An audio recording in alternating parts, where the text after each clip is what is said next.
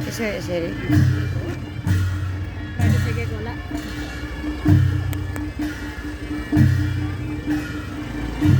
भन्नु न राम्रोसँग जानु राम्रो हुनु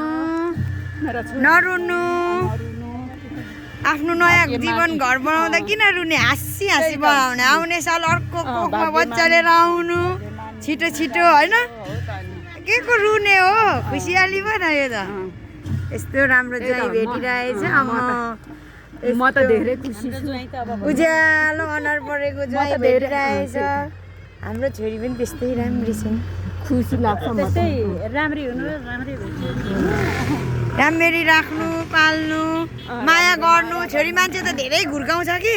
ए होस् भनेर खल्ली गर्नु कहिले कहिले कोटा गर्छ अब त्यो सहिदिनु फेरि त्यस्तो माया धेरै हुन्छ सबैको त्यस्तै हो त्यो नबोल्ने माया त्यो हाम्रो राम्रो आशीर्वाद त यो भन्नु त अब मुरी छँदैछ भनिराखेर भएन है धेरै गुनासो गर्नु हुँदैन होइन यहाँ गाडी नचलेर छेकी लु